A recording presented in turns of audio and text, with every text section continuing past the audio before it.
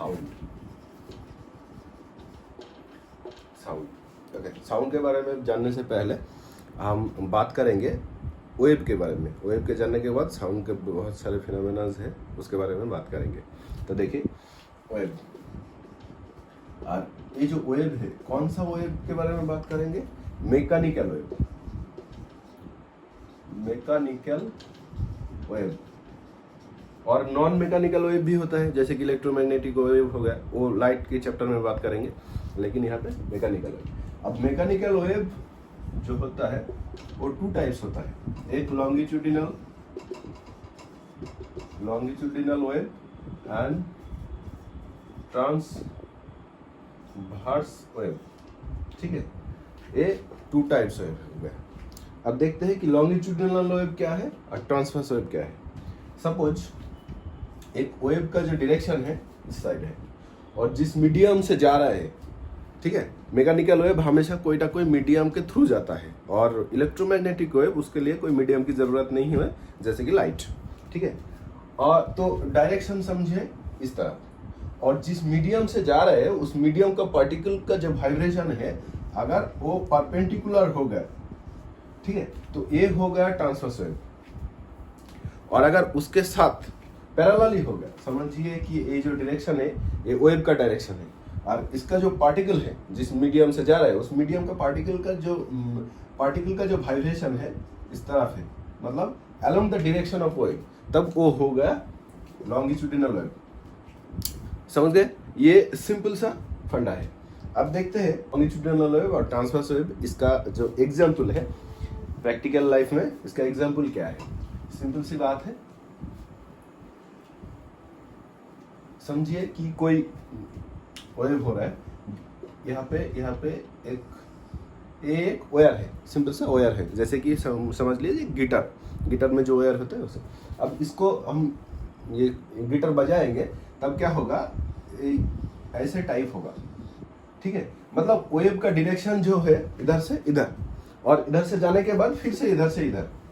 तो वेव का डायरेक्शन इधर समझे या फिर इधर समझे, कोई फर्क नहीं पड़ता।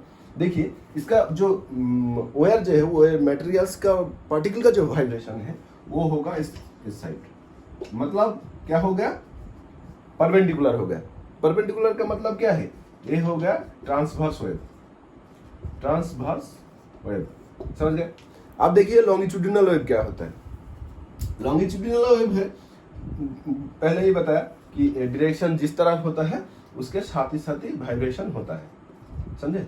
तो ये जो साउंड चैप्टर पढ़ा रहा है, ये साउंड का जो प्रोपागेशन होता है, समझे कि वो वायुमंडल से हम बात कर रहे हैं, जैसे कि इस एक जगह से दूसरी जगह जा रहा है, तो मतलब क्या होता है, डायरेक्शन इस तरह और हवा के अंदर जा रहा है, तो उसका पार्टिकल का जो वाइब्रेशन है along the direction of wave होता है।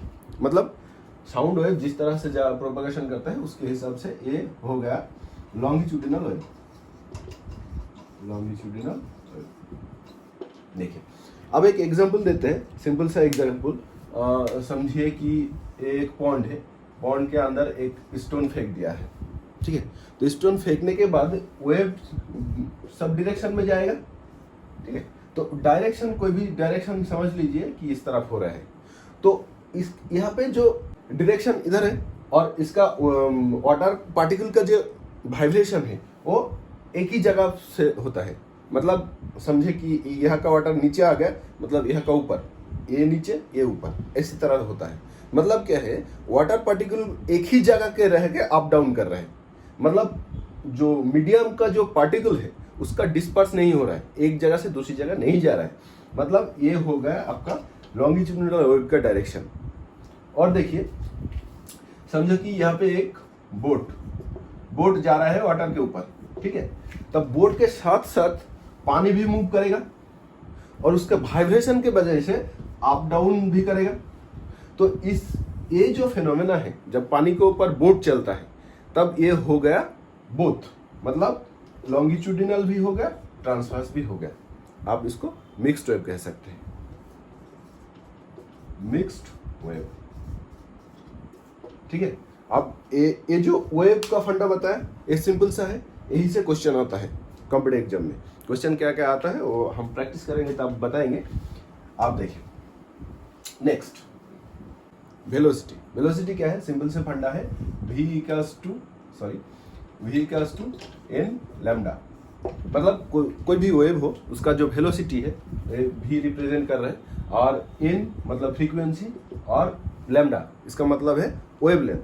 तो वेवलेंथ क्या है? देखिए मैंने कहा कि ऐसे ऐसे जब होता है ट्रांसवर्स वेव, तो इस पॉइंट और इस पॉइंट, ये जो लेंथ है इसको आप कह सकते हैं वेवलेंथ, ये जो लेंथ है इसको आप कह सकते हैं वेवलेंथ। ठीक है, दोनों ऊपर से मिला के इसको क्रिस्ट कहते हैं और ये नाल पॉइंट जो है इसको दोनों को मिला के, अरे ये वाला हो गया हाफ लैम्डा बाई टू, तो ये दोनों मिला के हो गया एक कंप्लीट वेव।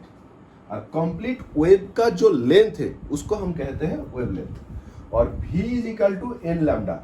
एन मतलब फ्रीक्वेंसी, फ्रीक्वेंसी का मतलब है कि एक सेकेंड में कितना वेव कंप्लीट कर रहे हैं, समझ गए? वही हो गया फ्रीक्वेंसी। आप देखिए simple harmonic motion, simple harmonic मतलब रिपीट होगा, एक ही चीज रिपीट होगा, मोशन हो रहा है। समझिए कि यहाँ पे एक किसी रिजिड बॉडी, वहां पे एक सूता हो गया, एक बॉब हो गया, ठीक है, तो ये इस तरफ जा रहा है फिर से आ रहा है, बार बार रिपीट हो रहा है, इसी को कहते हैं हम सिंपल हार्मोनिक मोशन। तो ये जो हो गया, ये हो गया समझिए लेंथ। लेंथ मतलब ये सेंटर पॉइंट और यहाँ से जहाँ पे स्टार्ट हो रहा है, इतना कितना बांध के रखा है वो लेंथ नहीं लेंगे हम, इसको इतना, इसलिए इस एल को कहते हैं इफेक्टिव लेंथ। ठीक है, अब देखिए इसका जो टाइम पीरियड टी मतलब 2 pi root over L by G. ठीक है, ये जो इक्वेशन है, इक्वेशन कैसे आ रहा है वो बाद में जब नीट का क्लास लेंगे तब समझा देंगे। अब कॉम्पिटिटिव एग्जाम में ये फॉर्मूला से कोई मैथमेटिकल कैलकुलेशन नहीं आता है, बस इसको बताना, यही से कॉन्सेप्ट से क्वेश्चन होता है कि अगर लेंथ बढ़ जाए तो टाइम पीरियड क्या होता है। तो देख रहे हैं कि लेंथ एल जो है से ऊपर है, इसका मतलब लेंथ बढ़ जाए तो टाइम पीरियड बढ़ जाएगा, मतलब और भी स्लो हो जाएगा, धीरे धीरे जाएगा। बहुत बड़ा हो गया तो धीरे धीरे जा रहा है, मतलब बहुत ज्यादा टाइम लगेगा। अब ये बहुत जल्दी जा रहा है, मतलब क्या है? इसका मतलब टाइम पीरियड, ये जो टी है वो बहुत कम लगेगा। अब देखिए जब फ्रीक्वेंसी, किसी का वेव का फ्रीक्वेंसी बहुत ज्यादा होता है, मतलब वो लॉन्गिट्यूडिनल वेव हो या ट्रांसवर्स वेव, जो भी है बहुत जल्दी हो रहा है, मतलब कंप्लीट वेव जो है वो कंप्लीट कर रहा है, मतलब टाइम जो है वो बहुत कम लग रहा है, मतलब टाइम पीरियड कम लगे, तो इसके साथ इनवर्सली प्रोपोर्शनल हो गया। हम इसको ऐसे लिख सकते हैं, मतलब फ्रीक्वेंसी बहुत ज्यादा हो गया, मतलब टाइम पीरियड बहुत कम हो गया। तो n T is equal to 1, ये जो इक्वेशन है, इस इक्वेशन के ऊपर बेस करके क्वेश्चन होता है। सिंपल से क्वेश्चन होता है, इसको याद रखिए, कॉन्सेप्ट भी याद रखिए। फ्रीक्वेंसी बहुत ज़्यादा हो गया, मतलब बहुत ज़्यादा कर रहे हैं एक सेकेंड में, मतलब टाइम बहुत कम लग रहा है, तब लगे, इसलिए inversely proportional. Frequency v is equal to n lambda, n T is equal to 1। पहले ये दो इक्वेशन बताए, ठीक है। तो ये जो n है या फिर यहाँ पे n है, ये इसका मतलब है फ्रीक्वेंसी। इस इक्वेशन को छोड़िए, आप देखिए जब कोई साउंड है, उसका फ्रीक्वेंसी अगर 20 हर्ट्ज जो है एक फ्रीक्वेंसी का यूनिट होता है, 20 हर्ट्ज से कम होता है, तब उसको कहते हैं इंफ्रासोनिक। इंफ्रासोनिक को अब सबसोनिक भी कह सकते हैं, इंफ्रासोनिक और सबसोनिक एक ही चीज है, ठीक है। और अगर 20 हर्ट्ज टू 20,000 हर्ट्ज इसके बीच में है, मतलब उसका फ्रीक्वेंसी बीच में है, तो ये हो गया ऑडिएबल साउंड, ठीक है। ऑडिएबल साउंड इसका मतलब ये आप समझ गए होंगे, जो हम सुनाई देते हैं वही ऑडिएबल। और ग्रेटर देन 20,000 हर्ट्ज, इससे ज्यादा हो गया, 20,000 से ज्यादा हो गया, तो ये हो गया अल्ट्रासोनिक वेव, ठीक है। ये ये जो अल्ट्रासोनिक वेव है ये भी हमको सुनाई नहीं देता, इंफ्रासोनिक और सबसोनिक ये भी सुनाई नहीं देता। ऑडिएबल मतलब 20 हर्ट्ज से 20,000 हर्ट्ज इसके बीच में अगर हो वाइब्रेशन कोई साउंड का तो वो चीज़ हमको सुनाई देता है हम लोगों को। ठीक है, अब देखते हैं ये जो चीज़ है ये उलट पुलट जाता है, इसको सिंपल सी कैसे लिखे ताकि वो हम लोगों को याद रहे और हम एग्जाम में लिख सकते हैं। ठीक है, यहाँ पे लिखिए 20 हर्ट्ज टू 20,000 हर्ट्ज। ठीक है, ये हो गया और ये हो गया, मतलब ये हो गया सबसोनिक और ये हो गया अल्ट्रासोनिक। देखिए ये 20 से कम 20 से कम मतलब ये जो है 20 से ज्यादा लिख दिया। ठीक है, और यहाँ पे जो ये बड़ा है ये छोटा है और इससे ज्यादा बड़ा ये है तो ये हो गया ऑडिएबल। इस चीज को, इस चार्ट को अच्छी तरह से समझ लीजिए, ये है मैं बहुत सारे इंफॉर्मेशन देने वाला हूँ, इसमें यही से क्वेश्चन बहुत ज्यादा आता है। ठीक है, ये जो चीज है ये हमको सुनाई देता है और ये वाला है समझिए कि मेरा हाथ ऐसे ऐसे कर रहा हूँ तो ये भी एक सिंपल हार्मोनिक मोशन है, वेव हो रहा है, लेकिन इस हाथ को ऐसे करने के वजह से जो साउंड हो रहा है वो हमको सुनाई नहीं देता हम लोगों को। क्यों? क्योंकि इसका जो फ्रीक्वेंसी है, फ्रीक्वेंसी सबसोनिक में आता है, 20 हर्ट्ज से कम होता है। अगर 20 हर्ट्ज से ज़्यादा हो गया, जैसे कि हम बात कर रहे हैं, सुनाई दे रहा है, इसलिए वो सुनाई दे रहा है क्योंकि उसका जो फ्रीक्वेंसी है 20 से 20,000 के हर्ट्ज के बीच में है। ठीक है, और अल्ट्रासोनिक साउंड हमको सुनाई नहीं देता। अल्ट्रासोनिक साउंड कहाँ से यूज होता है ये तो आपको पता ही होगा। ठीक है, देखिए अल्ट्रासोनिक साउंड ये पहले तो ये बता दो सबका कॉमन है,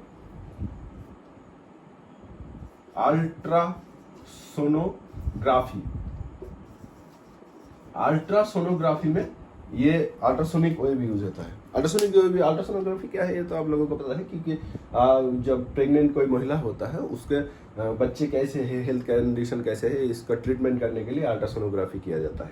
तो मेडिकल डिपार्टमेंट में बहुत यूज होता है और अल्ट्रासोनिक वेव जो मेडिकल डिपार्टमेंट छोड़ के और भी बहुत जगह पे यूज होता है। जैसे कि हम समझे कि एरोप्लेन वगैरह बहुत अच्छी मशीनरीज जो होता है, मेडिकल इक्विपमेंट ये भी होता है, और फैक्ट्री में चिमनी जो होता है वो गंदे हो जाता है, उसको क्लीन करने के लिए अल्ट्रासोनिक वेव यूज किया जाता है। हर प्लेन टेक ऑफ करने से पहले उसको एग्जामिन किया जाता है, उसको पार्ट्स को, कि ये ठीक है कि नहीं, उड़ने की लायक है कि नहीं, कोई प्रॉब्लम तो नहीं होगा। तो उसको क्लीन करने के लिए और छोटी मोटी जो अगर कोई खराबी है, फट गए, ऐसे कुछ हो गए, तो उसको एग्जामिन करने के लिए अल्ट्रासोनिक साउंड का वेव का यूज किया जाता है। ये हो गया। और पानी को क्लीन करने के लिए अल्ट्रासोनिक वेव यूज किया जाता है। पानी के अंदर ये अल्ट्रासोनिक वेव क्रिएट किया जाए तो उसका जो जीवाणु होता है, बैक्टीरिया वगैरह, वो मर जाता है। तो इसको ये भी एक तरीका है पानी को क्लीन करने का। अल्ट्रासोनिक साउंड वेव जो है उसको यूज करके और एक महत्वपूर्ण काम किया जाता है, वो है डेप्थ ऑफ ओशियन। ओशियन का जो डेप्थ है वो मेजरमेंट किया जाता है। कैसे? देखिए, समझे कि एक ये है शिप है, ठीक है, यहाँ पे एक शिप है, ये 3 शिप नहीं, एक ही है, ठीक है, शिप है। तो ये इस डायरेक्शन में चल रहा है। यहाँ पे एक अल्ट्रासोनिक साउंड क्रिएट किया, साउंड क्रिएट करने के बाद आगे चला गया और ये जगह पे वो साउंड को रिसीव किया, मतलब ऐसे आया और रिफ्लेक्ट होके ऐसे गया। अब देखिए कि इसका ये जो समुंदर है, इस समुंदर का डेप्थ कैसे निकाले। समझो कि ये परपेंडिकुलर वे है, तो ये हो गया एक राइट एंगल ट्रायंगल का बेस, और ये हो गया मतलब परपेंडिकुलर, और ये हो गया हाइपोटेनस। तो पाइथागोरस थ्योरम जो है, पाइथागोरस थ्योरम के हिसाब से क्या हो गया, b² + p² = h²। और हम लोगों को निकालना क्या है, डेप्थ, मतलब ये वाला। तब p = h² - b² और इसका रूट, अब निकल गया इसका लेंथ, लेंथ मतलब डेप्थ, ठीक है, तो ये होगा डेप्थ। तो अल्ट्रासोनिक साउंड वेव यूज करके हम ओशियन का जो डेप्थ है वो मेजरमेंट कर सकते हैं। अब क्वेश्चन आता है कि ऑडिएबल साउंड या सबसोनिक साउंड क्यों नहीं, अल्ट्रासोनिक क्यों है? अल्ट्रासोनिक इसीलिए है क्योंकि इसका जो स्पीड है ये इन लोगों से ज़्यादा है, इसका कंपैरिजन में ज़्यादा है, और ये तुरंत आ सकता है जा सकता है रिफ्लेक्ट होकर, और एब्जॉर्प्शन भी इसका कम होता है, मतलब पानी का जो प्रभाव है इसके ऊपर कम होता है क्योंकि इसका स्पीड बहुत ज़्यादा है। इसलिए अल्ट्रासोनिक वेव यूज करके ये ज़्यादा एक्यूरेट मिलता है, इसका जो कैलकुलेशन है, ठीक है। ये हो गया अल्ट्रासोनिक साउंड वेव का जो यूज़ है। हम साउंड नहीं यूज़ करेंगे, वर्ड वेव यूज़ करेंगे क्योंकि ये सुनाई नहीं देता, ये भी सुनाई नहीं देता। और इसका जो फेनोमेना है, जैसे कि समझे जो नेचुरल कैलामिटीज वगैरह होता है, अर्थक्वेक होता है, अर्थक्वेक कैसा होता है कि यहाँ पे समझे कि ये सोर्स है, तो ये हो गया सेंटर, और ये हो गया समझे ऊपर जहाँ हम रहते हैं, तो इसका बराबर हो गया, ये हो गया ईपी सेंटर। तो ये सोर्स यहाँ पे है, अर्थक्वेक यहाँ पे क्रिएट हो रहा है, तो यहाँ पे जब आ रहा है ये सबसोनिक वेव है, और जब यहाँ पे पहुँच जाते हैं तब हम लोगों को पूरा तहस नहस होता है। तो ये सबसोनिक साउंड क्रिएट करता है, इसी की वजह से हम लोगों को सुनाई नहीं देता है, महसूस नहीं होता, ठीक है। लेकिन जो कैट वगैरह, बिल्ली वगैरह होता है, डॉग वगैरह होता है, जो एनिमल्स और बर्ड्स वगैरह होता है, वो लोग ये जो सबसोनिक वेव है उसको सेंस कर सकता है। इसी की वजह से देखे, जब सुनामी आया था या फिर कोई भी नेचुरल कैलामिटी होता है, तो जानवर जो होता है वो मारा नहीं जाता, क्योंकि उन लोगों को पहले से पता चलता है कि कुछ होने वाला है, क्योंकि ये सबसोनिक वेव जो है ये महसूस कर सकते हैं, तो उस इलाका को छोड़ के बाहर चले जाते हैं।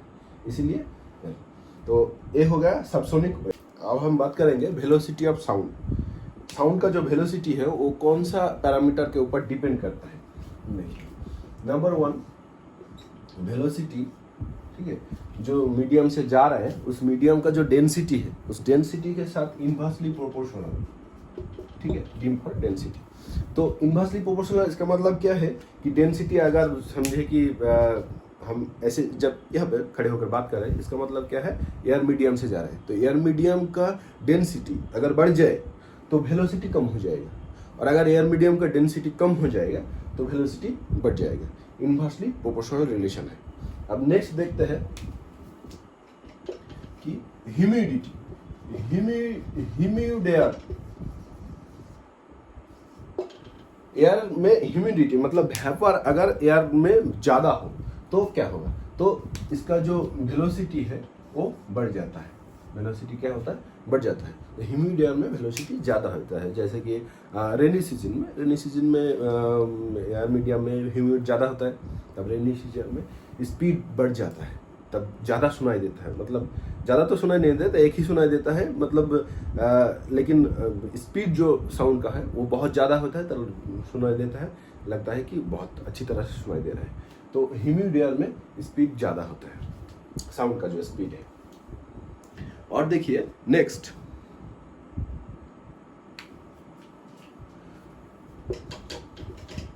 टेम्परेचर।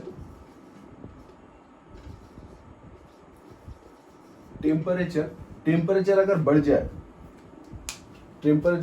तो उसका जो वेलोसिटी है, साउंड मीडियम में पकड़ के समझिए कि साउंड का जो वेलोसिटी है एयर मीडियम में, उसका वेलोसिटी बढ़ जाता है। तो समर सीजन में ज़्यादा नॉइजी ऐसा लगता है, और विंटर सीजन में नॉइजी बहुत कम लगता है। इसका एक ही रीज़न है, बहुत सारे पैरामीटर के ऊपर तो डिपेंड करता ही है, टेम्परेचर के ऊपर बहुत ज़्यादा डिफरेंस करता है, क्योंकि समर रीजन में अगर उसका टेम्परेचर समझे, एटमॉस्फेयर का टेम्परेचर 38-40 डिग्री सेंटीग्रेड होता है, तो वही विंटर सीजन में क्या होता है 10, 12, 15, मतलब डिफरेंस बहुत ज़्यादा होता है। इसकी वजह से हमको क्लियरली समझ में आ जाता है कि समर सीजन में ज़्यादा नॉइजी हो रहा है एनवायरनमेंट, और विंटर सीजन में थोड़ा कम रहता है। और देखिए जो नेक्स्ट जहां पे क्वेश्चन होता है वो है प्रेशर।